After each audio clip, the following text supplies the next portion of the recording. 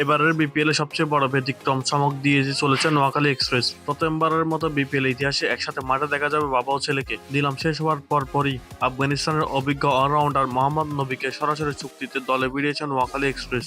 বর্তমানে তিনি আইএল টি-20 খেলছেন এবং সেই টুর্নামেন্ট শেষ করে বিপিএল এর সঙ্গে যোগ দিবেন। এর পরপরই আসে বড় চমক। গতকাল নোয়াখালী এক্সপ্রেস দলে ভিড়িয়েছে মোহাম্মদ নবীর বড় ছেলে উদীয়মান আফগান ক্রিকেটার হাসান ইসরাফিলকে। এর ফলে এবারের বিপিএল এ প্রথমবারের মতো একই দলের জার্সিতে বাবা ও ছেলেকে একসাথে মাঠে দেখা যাবে, যা নিঃসন্দেহে বিপিএল ইতিহাসের এক অনন্য মুহূর্ত। এদিকে বিপিএল খেলতে বিদেশি ক্রিকেটারদের বাংলাদেশে আসা শুরু হয়ে গিয়েছে। রাজশাহী ওয়ারিয়র্সের হয়ে খেলতে ইতিমধ্যে সর্বাধিক 5 জন বিদেশি ক্রিকেটার দেশে এসে পৌঁছেছেন। সিলেট টাইটান্সের 2 জন ক্রিকেটার ইতিমধ্যে দেশে এসেছেন। সেই সাথে ঢাকা ক্যাপিটালসের 3 জন বিদেশি ক্রিকেটার ইতিমধ্যে দলের সঙ্গে যোগ দিয়েছেন। অন্যদিকে রংপুর রাইডার্সে যোগ দিয়েছেন পাকিস্তানি ক্রিকেটার খুশদিল শাহ।